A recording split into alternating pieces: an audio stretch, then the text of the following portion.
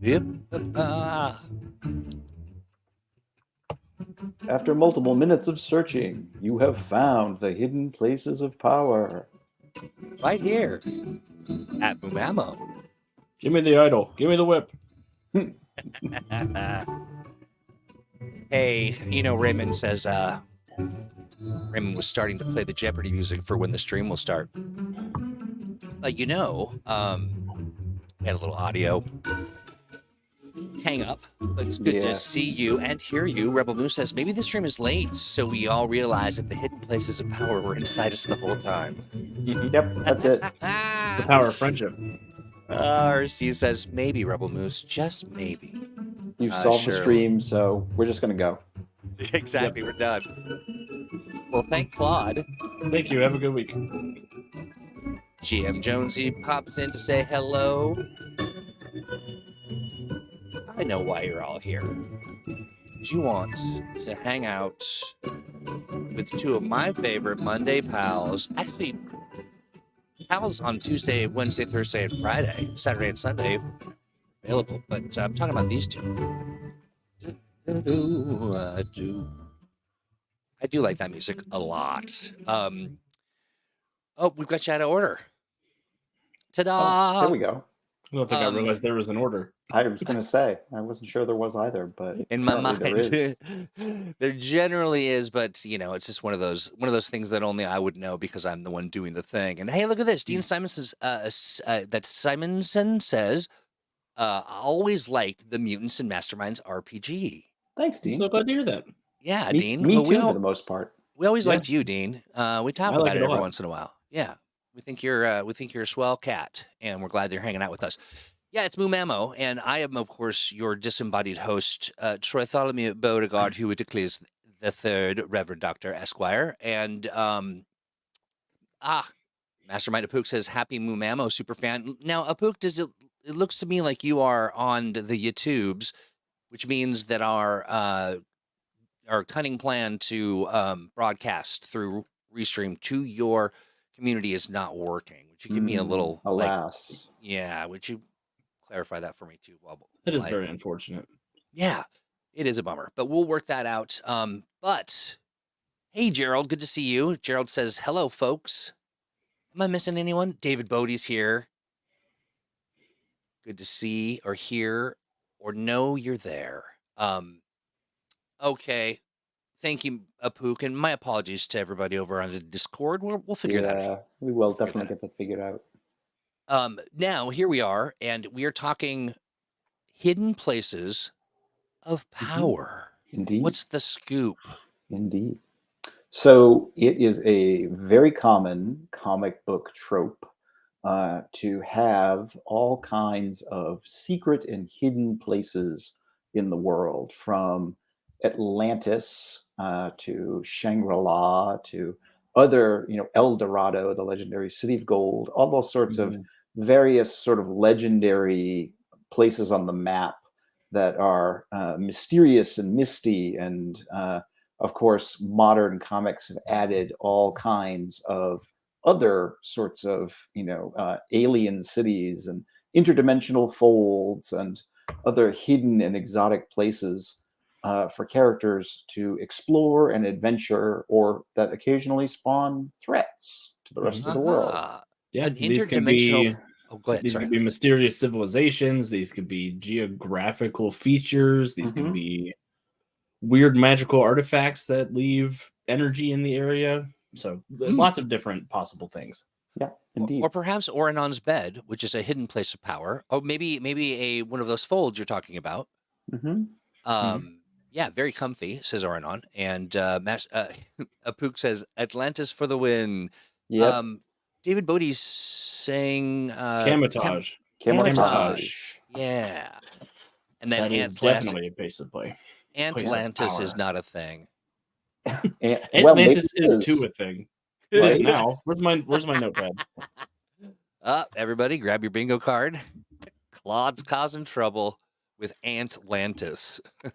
We're all going to Atlantis. You're Atlantis. The serious threats are the my very pussy smallest sunken civilization. Right? Yeah, exactly. It's Uh, ruled over by Alanis Morissette. oh, no, you did not. That's pretty good, actually. I'll have to give you some points. All right, so let's start. So if we're looking at just what is it, Earth Prime proper? Mhm. Uh, uh, what what outside of Atlantis, some of the popular ones, we can talk about those too, of course. But I'm Mhm. curious about ones that maybe the road less traveled. I think the one that I think of immediately off the top of my head that doesn't come up a whole lot is in Red Rocks, Arizona. There's a place called Magic Mesa. Mhm. That is just a towering natural stone feature where magic is easy to do, and yeah, it features in Chrono Crisis coming up, but it's been on my Mhm. mind a lot recently because Ooh, it's I like that. sort of a gateway between worlds. Um, yeah, and magical rituals are a little easier to do, and Yep. you can Magic find distinct Mesa places and times. is sort of a mashup of Devil's Tower from Close Encounters of the Third Kind, which was very influential when I was a kid, Oh yeah. and the infamous Nexus of All Realities in the Marvel Universe, which of course is in a swamp in Florida Mm. in the Marvel Universe. But Magic Mesa, of course, being a mesa, is out in the desert Southwest. I always had a notion that, in addition to its sort of Wild West elements, that Magic Mesa must have featured at some point in one of Captain Thunder's adventures, because the desert Southwest used to be sort of his stomping ground. Um, Mhm. and that maybe it had something to do with the fact of just randomly getting struck by lightning is why a test pilot managed to get superpowers, because weird stuff happens around and near Magic Mesa. Ooh, I like that. I like weird stuff. It's kind of my brand, really, honestly. Right. Um, real quick, Gab says, "Great. So, like the Bermuda Triangle." Yep. Yes. Although the Bermuda Triangle is also a thing on Earth Prime. Mhm. Okay, so is it? It How is. much of what we know, just sort of our own lore and Mhm. real world lore, uh, do we fold into Earth Prime when it comes to this kind of stuff? Well, like the comics, Earth Prime steals pretty liberally from all kinds of Earth mythology, legends, lore, urban legend, Yeah. all of it, and so lots of it is true to one degree or another somewhere. So you can pretty much count if there's a weird thing that people in the real world believe in, there's probably some analog to it on Earth I Mhm. Prime. love that. The reason I ask is I wonder how safe are folks if they don't necessarily. We've got required reading, and we'll kind of talk about that in here in a second. But Hmm. how safe are folks to say, oh, well, I'm going to make the not so Bermuda Triangle or the Pacific Rim oval or like Yeah, Yeah, that. people are incredibly safe to do that. Nice. absolutely. Especially the Kaiju Oval because we have Kaiju Island over in the Pacific Yes, we Ocean. do. Hey, So I like a kaiju. having a danger zone where Kaiju sometimes wander off the island, and the farther away you are from the island, the least likely you are to have a surprise Kaiju attack is a really Right, fun thing to do. Ooh, right. yeah. How Within do you? within this red area of the map, your Yeah. chances of kaiju are fairly high. I like that. Dominic says that Atlas of Earth Prime is a really good place to find those since the book is specifically focused on Mhm. describing, well, places. Yeah, Yes. Yeah, and they absolutely. were most of the places were written by locals in the area or people who had very good knowledge of how Hmm. folklore is in the area. So it adds a very, very centralized flavor to everything. It does. And all of the Atlas of Earth Prime authors were super excited. Everybody wanted to do a hidden place of I one bet. kind or another in their sort of region. So everyone's very excited to have at least one, hidden secret place on their corner of Earth Prime. Oh, that's fantastic. And then as far as like just I'm just curious about kaiju because I am Mm. just in general. But do we have any like super unique kaiju roaming the? Well, there's Gigantosaur. Oh yeah, yeah. Who's a giant purple dinosaur, basically. Mhm. Oh, I do like Gigantosaur. singing, friendly with children, kind of. Mm-mm. No. Is No. Gigantosaur the Terra King's kaiju? I know the believe- Terra King has a kaiju too. Yeah, no, Gigantosaur is not that guy. I'm trying to remember. I imagine that. Oh, and of course, there's the Beast of Kilimanjaro, as Claude points out, who's another kaiju on the other side of the planet. Dominic says that's Molech. Yes, that's Molech. Molech. Yes, right underneath Gigantosaur. That's why my brain has conflated the two. Right. Well, hey, listen to this. RC says, I've decided it's canon in the Mayhem verse that Alex's character fought kaiju Paul Bunyan at some point. Mm-hmm. Well, that's redundant awesome. because Paul Bunyan is a kaiju. So yeah, you're just basically saying kaiju. Beowulf Odinson put that guy right down. Him and his blue ox. Speaking of which, I caught a snippet of you as who were you? Beowulf Odinson. That's right. Just a friendly country lawyer. And I'm the son of Odin, sir. Odin, sir. So our buddies over at the Mayhem Cast have I believe, is the next episode out? RC, is that the truth? Am I lying? Am I making up a story? I know the episode I'm in is out. It came out last week. I'm not sure if episode 2 is out yet. I see something here from, it's volume 1. Let me get a link to that so everybody may rejoice and participate in this. It was so fun. And this does happen to be, you were just this morning, says RC. Great. Find the link in the chat and take a listen. It's fun. And then before we move on, I just realized something else that I've forgotten. So Alex's episode came out last week. Part 1 of 2 for Troy's episode comes out this morning. Oh, came out this morning. So that's me. Okay, good. I play an alien. My name is Pintar. And I'm cranky and I don't like people. Thanks for having us on, RC. We really enjoyed it. It was an absolute blast. Everybody was just a delight. And we look forward to we got some Halloween stuff coming, I think, don't we? Yes, we do.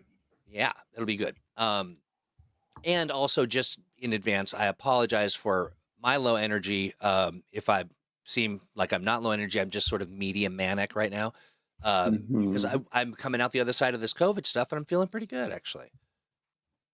Alex, I think you're saying you felt good. This is your first day feeling kind of like, aha, I can human again. I feel like I could take on the day.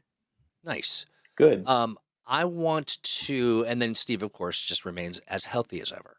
I do my best. Let me see here. Well, I feel physically fine. It's mentally and emotionally, though. Hey, we got something new. I've just been notified, hot off the presses. Ooh, exciting. Oh, it just popped right up, didn't it? Sure did. Wow. That's right. That was unexpected. Troy's not used to technology working the first try. So. I certainly am not at all. But anyway, so here we go. It's the Shadow Academy character pack, $4.99. You get so many good things. I love these guys. Look at them. They're just a bunch of Halloween creepers. Yep, $4.99. That's in the marketplace, the Green Ronin marketplace over on Roll20. I'll drop the link here in just a moment. Look at all this other stuff. There's so many good things up on Roll20. That sure is. Jonesy's team taking the bull by the horns, getting things done. The Shadow Academy character pack features 3rd edition stats for the Headmistress, Count Zero, Dwarf Star, Hellhound, Lethal Lolita, Shadowbox Stompzilla. Lethal Lolita has a fun mouthfeel. Yeah. Tips on how to use the Shadow Academy for capers, springboards to build your own adventures featuring the Shadow Academy and whatever happened to the Shadow Academy. That's great. So that's some extra lore in there for you. Information one might have found on the Patreon some time ago. Oh no, wait, sorry. What's that? Oh, everybody's giving me a phrasing warning. There we go. Beautiful. Check that out. Enjoy it. Revel in it. Buy it. Angel Arroyo, I wanted to mention that there is indeed at least one mystical martial arts temple.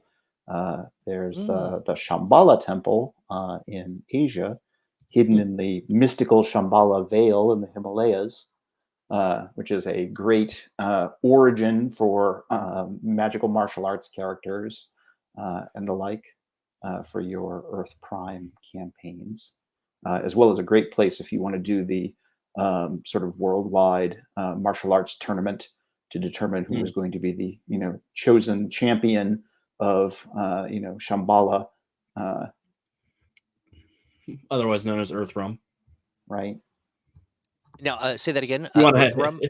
Earth Realm. You know, if you want to have some sort of fatal scuffle, fatal fisticuff. I see. I see. Let's see. Raymond says Shadowbox is a cinnamon roll forced by her mother, the headmistress, to be a part of. The villain school. That's right. That's right. Yeah.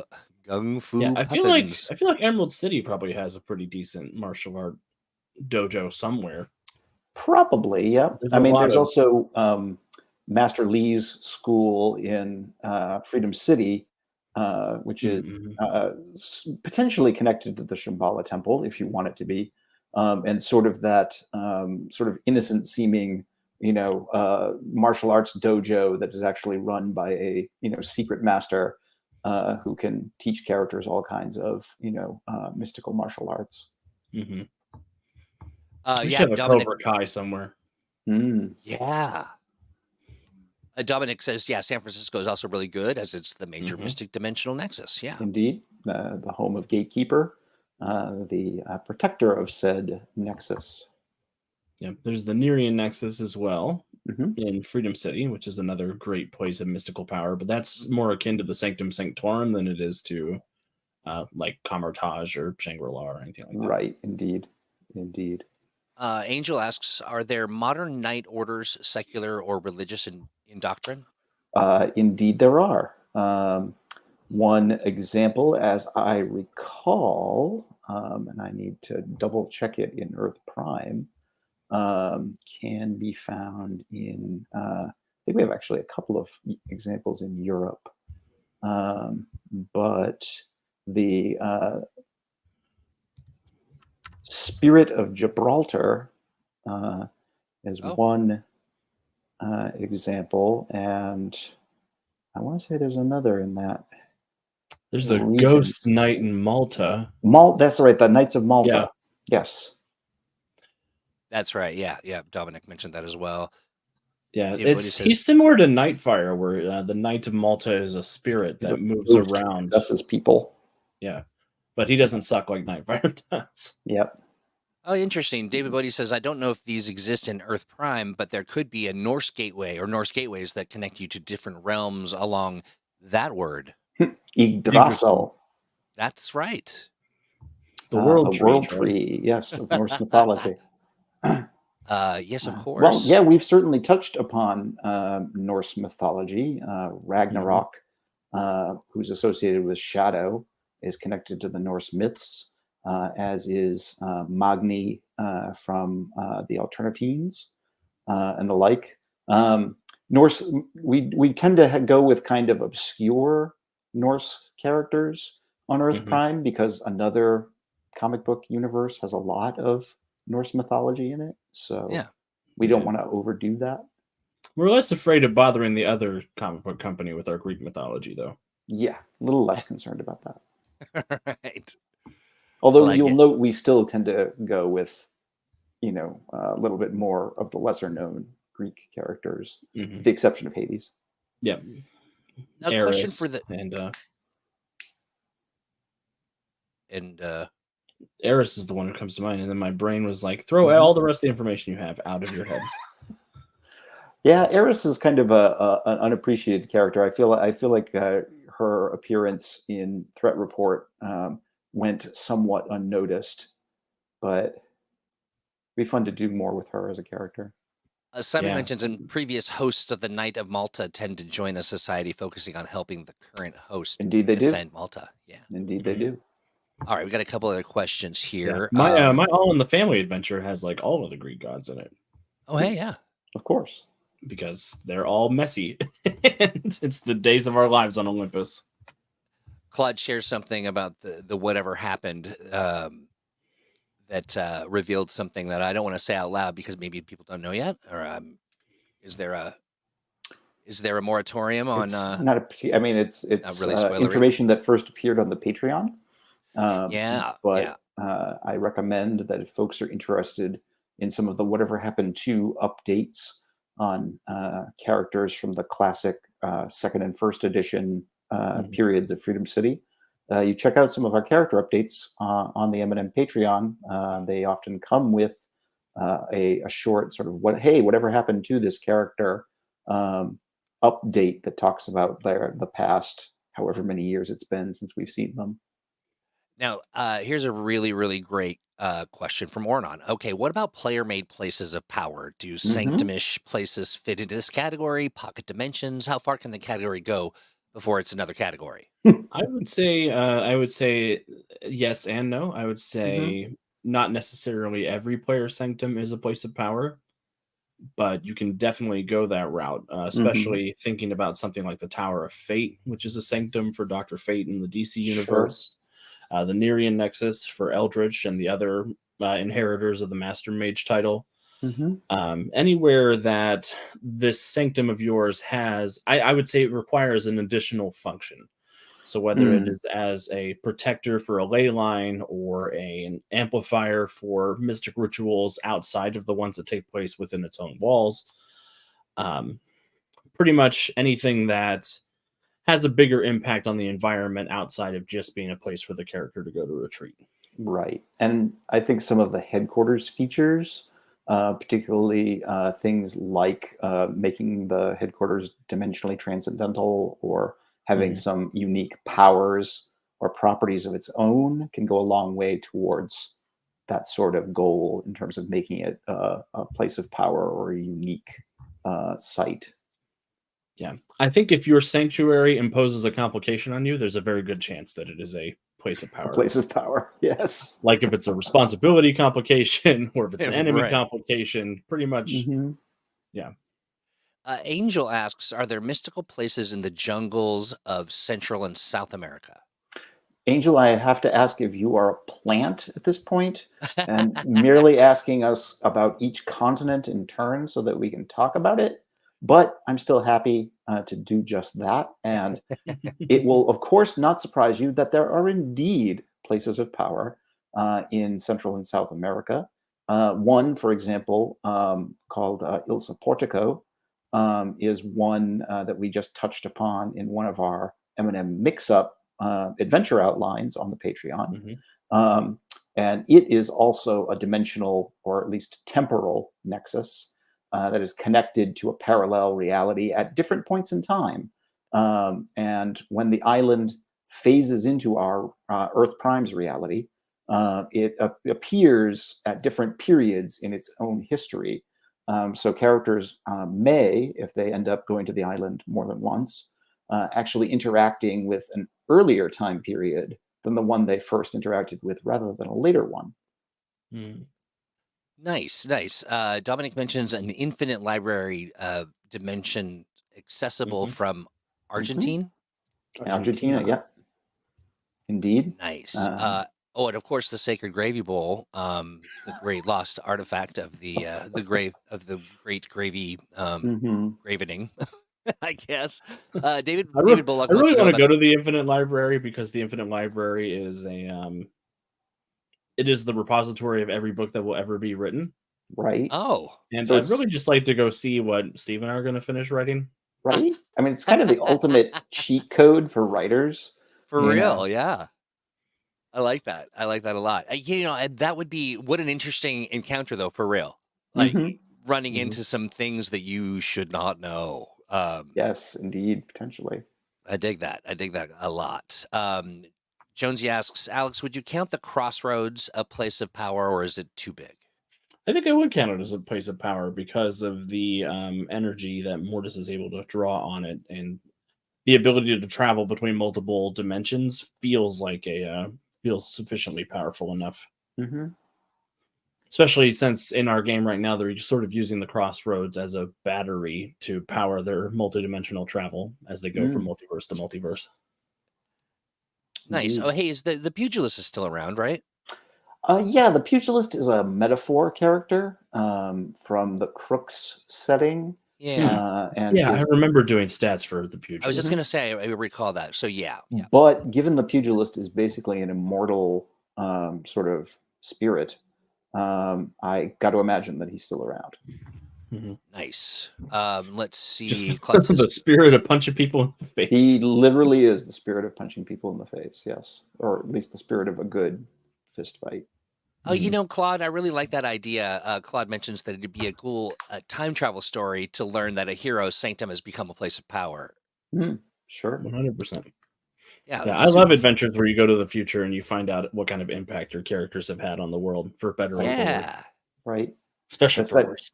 It's that classic, well, in the future, his birthday is a holiday. Ooh, I shouldn't mention that. Right. Looks like there are preserver ruins in Mexico. Mm-hmm. There are. Okay. Nice. Preservers left their stuff. The preservers were terrible litterers. They left their stuff everywhere. I'm trying to decide if I consider the preserver ruins to be places of power. Well, that's an interesting question. Is a lot of when we say places of power, the default assumption is that we're talking about something that is magical or mystical, but those lines are often blurred in superhero settings, especially when you get into cosmic powers or the simple sort of sufficiently advanced technology that might as well be magical. Certainly, Farside City on the moon is a hidden place, sort of one of those secret civilizations. Whether or not it's a place of power, well, the Moonstone is there. That's true. I mean, and so certainly people have tapped into it for power. Lady Lunar, not the least of them. But its power is psionic and technological rather than magical per se. Yeah, my thought would be that there is a dividing line between powerful places and places of power. That is a sort of, it's a blurry line, I think. Agreed. Interesting. Okay. So thinking, got a few other questions here. But before we get to them, I wanted to, when you're looking at introducing a place of power, what are some of the mechanisms or things that you would also introduce, or sort of what kind of set dressing would you use to sort of lead people? What kind of breadcrumbs, that kind of thing, to sort of get that embedded in the story? Yeah, I think one of the key things when you're designing a place of power is to know that this place of power is going to be an ingredient in something in the plot. Right. Whether it is as a place that needs to be secured in order to perform a ritual to move things on, or if it is a place to be plundered to find something that is a weakness to whatever big villain you're facing off with, or a place to be protected from said big villain because they want to get their hands on it. Yeah, it's very whatever plot is related to the place of power, I feel like needs to be centered around the place itself. Yeah. It needs to feature prominently in the story in some way.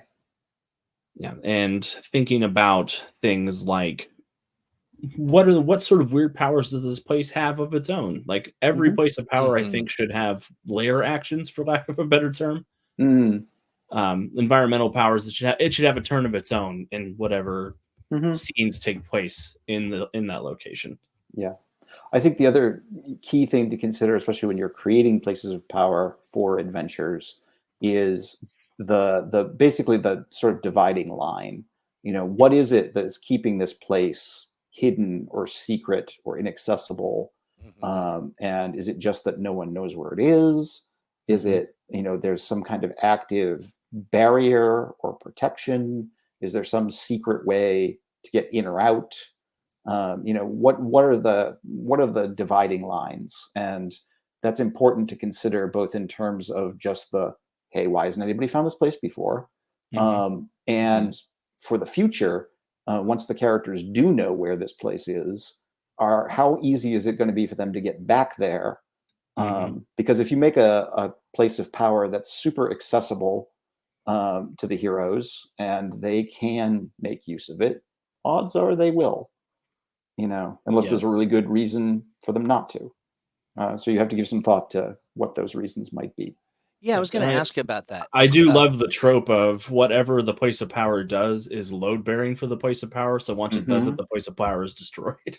Yep. Ooh, interesting. Yep. Ooh, interesting. Or at the very least, there's a threshold for that, and if you tap too much of its power, then you are going to do something very bad to either the place or everything for that matter. So what would be the impact of depleting, like, let's say, this place of power, as part of the story is now, whether it's a mechanism based on what the players did, what would you do to, what would the impact be? The classic example is a place of power that is a gateway or a guard of some kind that says, oh, this place of power, the reason it's a place of power is it is the seal on the dimensional prison of the 666 most powerful demons in the Omniverse. Right. And if you draw too much of its intense magical power away from it, the seals will break and the demons will escape. That opens up a whole world of, like, there could be somebody inadvertently drawing because of what by dint of power or arcane connection. Because especially for something like that, after aeons of history, all people remember is this place is a place of great magical power. So some jumped up sorcerer shows up to draw upon its power, ignoring all of the people who are like, you fool, it's forbidden, to draw upon the power of this place. And sure enough, demons start escaping. I like that a lot. I do think when you're designing places of power like this, you can really pull on your fantasy RPG experience. Sure. Because this is sort of a dungeon, generally speaking. Like interesting. And you have a lot of fun designing the history, the guardians of this place, the traps, everything that goes into ensuring that nobody has come here and disturbed it for 5,000 years or whatever. Absolutely. Alex, you talked about sort of creating almost like a lair sort of alternative worlds, which we've got. Lair actions. Thank you. Which we've got up on the Patreon. But what would be the mechanics of that? What would you kind of do to sort of set that stage? Well, it would depend on the location, but say we're making a place of power that is a channeling plateau of some kind, where a sorcerer is able to go there and imbue their spells with enough power to cause some sort of massive change in the status quo, whether that's pulling a long dead enemy from the far future or the far past, or tearing a hole in reality, things like that. The layer effects would start to take place during the final confrontation as the ritual is taking place, but every round I would have something like one player NPC is randomly targeted by a blast 10 effect, or there is something that players can spend a hero point to add an additional 2 ranks to their magical effects while they're in this area, sort of like getting a free use of extraordinary effort from the environment, or the villain can channel the energy into his minions to heal them once around, or something like things like that. Right. And you can definitely season that with interesting effects, like you can get this benefit, but every time you do it, you also need to make a will resistance check against an effect that is increasingly going to corrupt your character or affect their behavior or transform them in some way. I like that. I like that a lot. David Bullock mentions, do these places tend to have autonomous minions? Sure, right? Some do. They could. Yeah, why not? Yeah, I think almost all of them have defenders of some kind, whether it's a cult that's dedicated to ensuring nobody ever uses the power of the mummy, or right. Or automatons from a long-lost civilization, or elementals that just occur in this temple of elemental neutrality. Yeah. Spirits, undead, ancient A wicked robots, the curse, whole 9 yeah. yards. Oh, I love Mhm. it. I love it. Yeah, that's a lot of the fun world building you get into when you're designing a place of power like this. Is Yeah. understanding who is in charge of its maintenance and safety. Yep. Indeed. David Bodie mentions that you also have to consider what limits Oops, sorry, I just jumped. What you also have to consider what limits activate the place of power, such as only certain types of people allow the group access, or certain. Yeah, Sure. I like that. Sure. Yeah, For everybody loves the examples, prophecy that's like, I am the descendant I'm of the the person chosen who one. cast this spell, or Yep. right, exactly. And I'm the this is next in a, the long line of watchers of the whatever. Yeah. in Mhm. addition to connecting NPC characters to that, this is also a great opportunity to look at whether or not a place of power is connected to the player character's background in some Mm-hmm. fashion. I Mhm. mean, sometimes a character may, be connected to a place of power right from the get-go. Of this is where the character's powers came from, or this is where they came from originally. Right. But sometimes it may also be a hidden part of their background they weren't Mhm. aware of. Ooh, yeah. There may, for example, be a magic wielding character who doesn't know that they are a descendant of an exile from a hidden magical civilization, but they still carry that potential with them. Um, and perhaps if the heroes end up returning there, that may have some effect on the character and their abilities. Mhm. I dig I that. think it's also important to know that a place of power doesn't have to be an apocalyptic thing. Like, it Mhm. doesn't have to be the focus point for a world-ending ritual. It can be Yeah. something where you have to go there to get a question answered related Yeah. to your plot. So Right. this is like one place in the world you can commune with a divine being who has the answer to Mhm. the question you're looking for. Sure. Well, Angel, Or yeah, to Angel's question as well, like, are there mystical places in the deserts of the world? Mhm. I mean, that could be this thing, right? I mean, like, that's where you go to commune in the midst of Mhm. Mhm. the highest Sure. heat. Yeah, yeah. Yeah. Also, Magic I am, Mesa's in the desert, right? Magic Mesa's in the desert. there you Arizona's a go. desert, right? Yeah. Yeah, The absolutely. legendary Irem City of the Pillars is buried And out in the desert. Angel, Mhm. I can't stop thinking about a mystical dessert. That sounds Mm. yummy. That's Mystical actually the desserts are another natural matter predator of entirely. Gravy Squatch. And to pick up on Alex's point, you can also do as we do with Nether War. You can do an adventure that's essentially a sort of tour of hidden places. Mhm. Where Ooh. the scattered elements of a magic item or a spell or something else might be in 5 or 7 or a dozen different secret places all over the world, and the heroes have to race the villains to try and collect them all, while also dealing with all of the properties of the places where they're hidden Mhm. at the same time. Yeah. Absolutely. There's so many Pentagram great. Peril is a great example of that. Does exactly that. Yeah. You Say that go again. It's to the. Pentagram Peril. It's one of the adventures in Oh yeah, yeah. Netherwar. You have to collect 5 bloodstones from across Earth Prime, and they're in some pretty hard to reach places. Mm-hmm. And then you Yeah, have to bring them all to a place of power to destroy them, Yep. and I gotta or mention, use their friends, power. if you're listening or watching on demand, you're gonna want to make sure you check out the chat. Literally, the chat itself is just a workbook on Mm-hmm. locations and ideas and creative solutions to or creative problems that need a solution. Really, really dig that. And hey, while you're at it, hey friends in chat, do me a favor. Make sure that you are liking, subscribing, leave a comment, Mhm. and if you're over on Facebook, go ahead and give us a thumbs up. It helps the algorithm. It says, "Huh, these Yes. folks are interesting," and we'll share our message, far and wide. And make sure you tickle that bell, as they say, because you want to know when we go live. The very moment we do. Because you never know when that's going to be. Mhm. That's right. That's Right. absolutely right.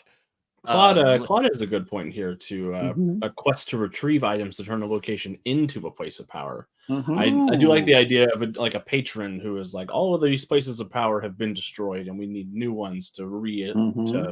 reset the seals or right. something like that, and Oh Sure. having gosh. Or players. this one is this area or this place of power is throwing things out of whack, and the Earth Absolutely. is spinning on on its it's going to spin out of its axis, and so we got to turn it down or turn it off or move it or Yep. something. Is Atlantis in Earth Prime? It Is that a absolutely place of is. power? And that's a Mhm. place of power. Yeah, well, Atlantis was a very highly magical civilization. There are definitely all kinds of ancient magics Mhm. in the ruins of ancient Atlantis. The modern Atlanteans have a lot of magical technology at their disposal, but even then, there may be all kinds of ancient and powerful magic in their undersea kingdom that even they're not fully aware Mhm. of. Ooh, I Yeah, like that.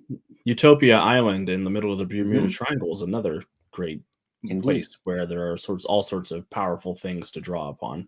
Yep. And of Question course, for we you. also have the ruins of Lemuria in the Mhm. Pacific Ocean. Yeah, our Yeah, waters are lousy with Yeah, powerful sunken civilization. ruins all over the place. that's right. And also, I'm realizing I'm just kind of putting it together. I don't know why it took me so long, but the preservers don't really preserve stuff as much as they just litter the world with their Yep, wreckages and ruin. Yeah. yep. They leave Well, they stuff just haven't come all back over. for the preserving part. Yeah. Right, They right. popped off to the store to get the formaldehyde for the universe. Right. Anytime now. They'll be Yeah, right back. they will be right Um, back They to they reset just went to the everything. corner store for some smokes and for some reason haven't been back. we're just sitting on the patio waiting for him to come back. Hey, so do you two have particular favorites? Like, do you lean in towards a certain vibe that you like the most, or I'm just curious. I mean, I'm a sucker for mystical nexus, lay point, ley Mhm. line, Yeah. just mumbo jumbo bullshit. Places of power. That's my jam. Right, right. I really like the Nerean Nexus a lot. Mhm. Just because I love the things that it's inspired by, like the Sanctum and the House of Mystery, and anywhere where the house has a lot of personality and is allowed to make executive decisions on its own. I Oh, I love that. love that. I eat that Right. up. Right. Super fun. How about you, Steve? I'm a big fan of like weird Kirby-esque hidden civilizations. Oh, So sure. like places like Ultima Thule Mhm. and Farside City and the like. Any place, Utopia Isle. Any place that has just like weird, like science fantasy sort of settings is definitely. I'm a big fan of those sorts of places. I Mhm. That's love why that. part of the reason why Earth Prime is littered with them. Claude says King Ormar the Aquarian is the true king of the seas. Don't trust the Atlantean royalty. It just reminded me that you could build a whole political intrigue around this as well. Yeah. That As a matter of fact, we already have. there you go. Yeah, Let's see. I really like places of power that are naturally occurring. Like Hmm. just something weird happened, and now there's Right. just a pocket of the planet where time stood Weird still, stuff or happens. Yeah. yeah, like Scartaris in the DC universe, or Yeah. The the Lost Lost World and World in Earth Earth Prime. Prime. Yeah. Yeah, I dig that. It Speaking also of. it also suggests the classic the government trying to shut it down or keep it Mhm. under Mhm. wraps, and Yep. yeah, I like that Yep. a lot. Interestingly, speaking of that sort of thing, one place of power we haven't really talked about is Freedom City itself. Oh, Um, Mhm. we pretty much all but say that the fact that the Centurion's life pod emerged into Earth's dimension above Freedom City in the early part of the 20th century left a sort of invisible dimensional hole there through sort of threaded through the omniverse, and that weird dimensional energies have been part of the reason why Freedom City has been such a nexus of superhuman activity throughout the modern era. Um, and so, in some regards, Freedom City itself is a kind of a place of power that just makes super beings, or at the very least attracts them in some way. Mhm. And it's part of the reason why there are just so many of them around. I dig that. I'm looking for a comment from David Bullock talking about to let's see. Raymond says no one was Hanover Fist says David Bullock brings up a good point. Fake places of power. Oh Mm, yeah, we could have a whole episode about charlatans. Yeah, Oh yeah. absolutely. And it's so relatively easy to be a charlatan in a superhero universe because people are very credulous. Like, I mean, when you know that all of these crazy things really exist, it's pretty easy to believe when somebody tells you something that seems outlandish. Yeah, I Right, would let right. everything bite me in the Earth Prime universe. Right. I'm sure there must be a popular conspiracy theory on Earth Prime that OSHA actually exists to prevent people from getting superpowers. Yeah. Do you know how many people would be jumping into a nuclear 'Cause, reactor? the government just doesn't want us to have powers. I love that a There'd be lot. one, there'd be one guy whose only job at the power plant is just make sure nobody comes Nobody in. jumps into it. Just stop. Yeah, It doesn't give you powers, it gives you cancer. right. Right, yeah. Please Stop please rolling don't do around that. in mystery mud. Yeah. Real quick, Ken Pham is saying coming in at the tail end to say a happy Mumamo And to to you, Ken. all, Good to and see you, Ken. yeah, good to see you, friend. Let's see. So look at this. Rebel Moose has an episode about a charlatan hosted by two people who claim to be Alex and Steve.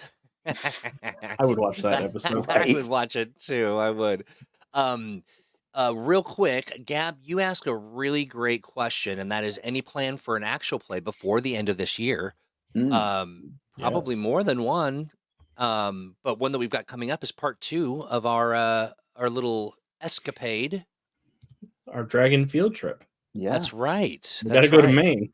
That's right. Yeah, so the kids have a dragon in tow, and they're headed. Do we have the dragon in tow?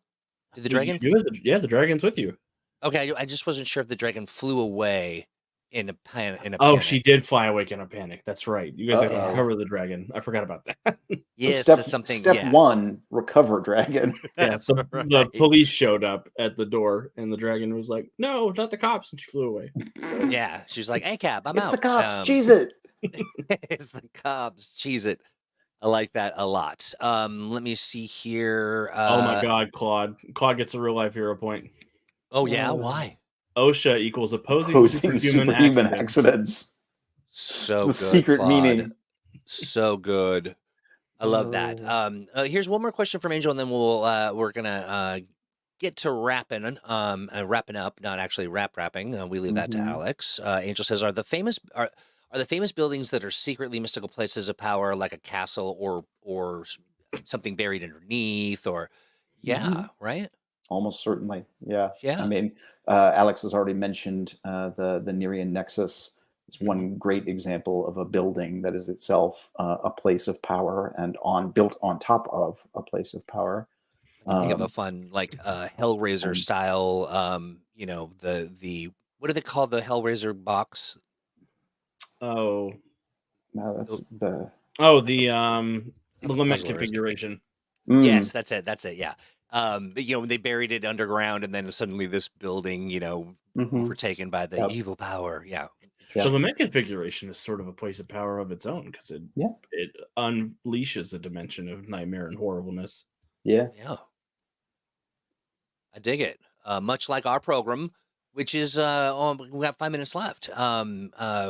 Want to say thanks to the chat for hanging out and sharing all your inspiring.